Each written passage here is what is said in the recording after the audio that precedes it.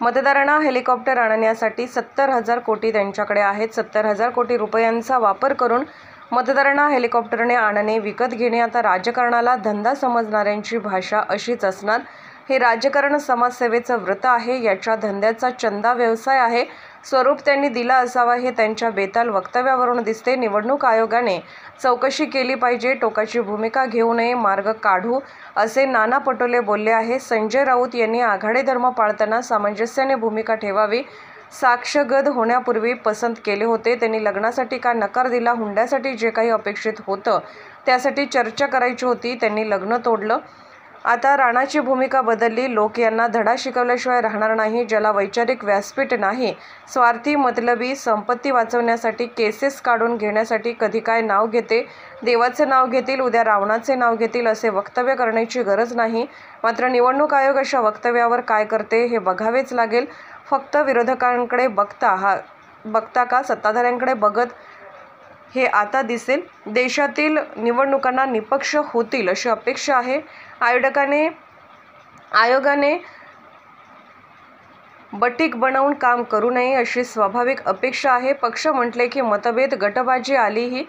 काँग्रेस पक्षातही मोठ्या प्रमाणात गटबाजी झाली होती. काँग्रेस आता एकसंघ आहे की कीड भाजपमध्ये सुरू झालेली आहे. उंदराला घुस व्हावं असं वाटतं, घुशीला बोक्या व्हावं.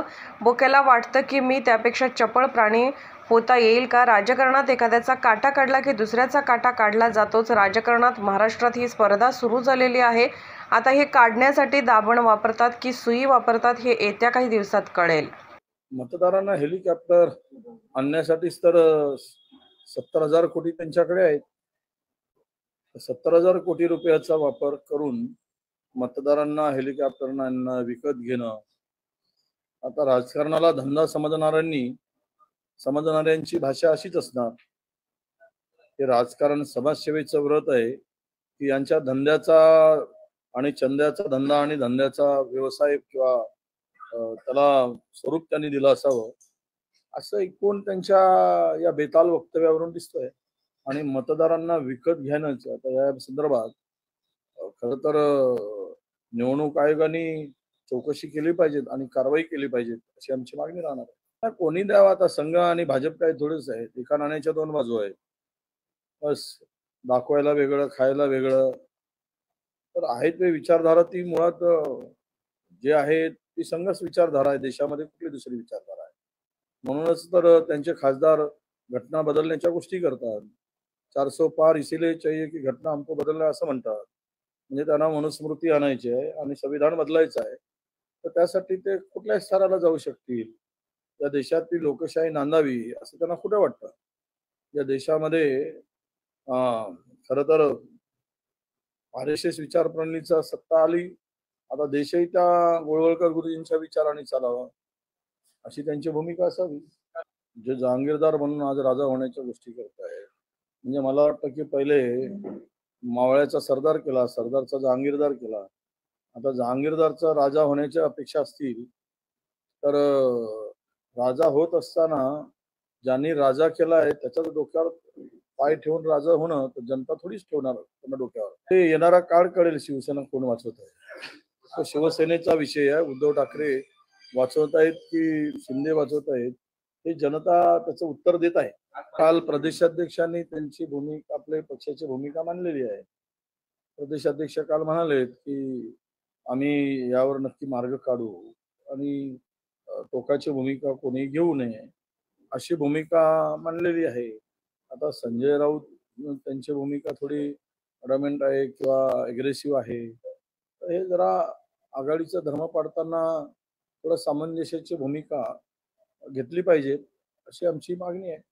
आम्ही तर त्यांना साक्षगंध होण्याच्या पूर्वीपासूनच पसंत करून ठेवलं होतं.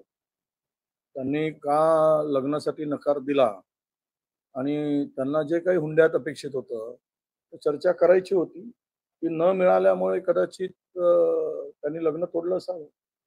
नाही, आता त्यांची पायाखालची वाळू भाजपाची सरकली आहे. त्यामुळं ते जीवाचं रान करतायत सत्ता टिकवण्यासाठी. ते स्वाभाविक आहे.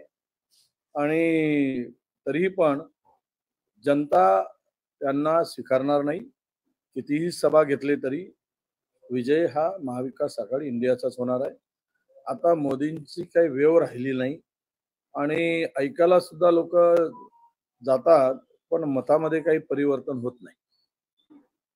जयंत पाटलांनी असं म्हटलं की सत्तेतील तिन्ही पक्ष जे आहे ते देवेंद्र फडणवीस सरकार नाही, त्यांच्या मुखातून कधी कधी सत्य बाहेर येतं हे दिसून आलंय.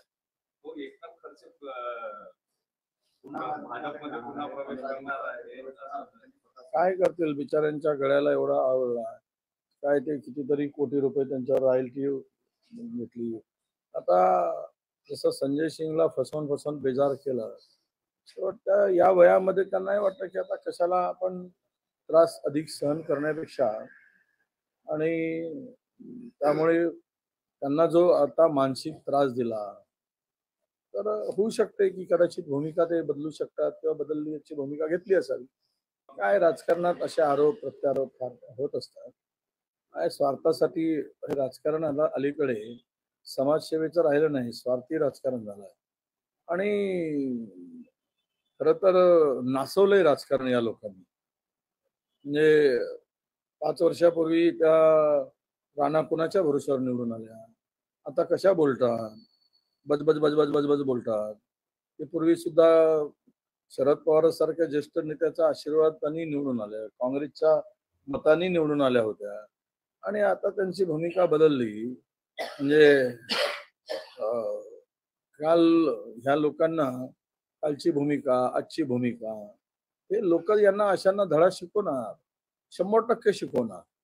ही जी काही बदलू प्रवृत्ती आहे, ज्याला इथिक्स नाही, ज्याला वैचारिक व्यासपीठ नाही, ज्याला कुठली आयडिओलॉजी नाही, हे फक्त स्वार्थी मतलबी आपला धन संपत्ती वाचवण्यासाठी, आपल्यावर केसेस काढून घेण्यासाठी, कधी काय नाव घेतील, देवाचं नाव घेतील, तर कोणत्या उद्या जर यांना वाचवणारा जर रावण निघाला तर हे रावणाचाही जप करत निघतील. असं कोणी म्हणू नये. पैसे दिशे वाटायचा प्रश्न नाही, पण वाटायचं वाटा आपण घ्या, हे सुद्धा आचारसंहितेचं उल्लंघनच आहे. कोणी असं वक्तव्य करण्याची गरज नाही. आणि निवडणूक आयोग आता अशा वक्तव्याकडे काय गांभीर्यानं बघतं की नाही बघत, फक्त ते विरोधकाकडेच बघतं, सत्ताधाऱ्याकडे बघतं की नाही, तर हे दिसेल. पण एक आहे की या देशातील निवडणुका अगदीच निपक्ष होतील अशी तरी यावेळची अपेक्षा आम्ही निवडणूक आयोगाकडून ठेवून आहोत. कारण सुप्रीम कोर्टाने जे काही ताशेरे ओढले त्यावरूनच आता हे आयोग कोणाचं तरी बटीक बनून काम करू नये अशी स्वाभाविक अपेक्षा आमची आहे. संजय आम्ही काढून टाकलाय, कुठेही जाऊ तो. चण्याच्या झाडावर चढू देत, हरभऱ्याच्या वाटाण्याच्या झाडावर चढू देत, किंवा चिखलात ऋतून काय करायचं ते बसू देत, आम्हाला काय, आमचं देणं घेणं नाही त्यांनी काय करावं. असे पक्ष म्हटलं की मतभेद आले, गडबाजी आली. काँग्रेस पक्ष मोठा झाला त्यावेळेस काँग्रेस पक्षामध्ये मोठ्या प्रमाणात थोडी गटबाजी झाली होती. आता काँग्रेस पक्ष एकसंघ आहे. आता ती कीड भाजपमध्ये सुरू झाली आहे, ते पोखरणारच आहे. काही आता असं वाटतं की उंदराला घुस व्हावं, घुसला वाटतं की आपण त्यापेक्षा बोका व्हावा, तर आणि बोक्याला वाटतं की मी चपळपणे त्याच्यापेक्षा मोठा प्राणी काही होता आला असेल तर त्याच रंगाचा व्हावा. ही स्पर्धा तर येणारच. आणि राहिला विषय राजकारणात, कोणी दुसऱ्याचा काटा काढला की दुसरा तिसऱ्याचा काटा काढतोच. तर हे काटा काढण्याची पद्धत आता महाराष्ट्रातल्या राजकारणात सुरू झाली आहे. फक्त दाभण वापरतात की सुई वापरतात, येणारा काळ दिसेल.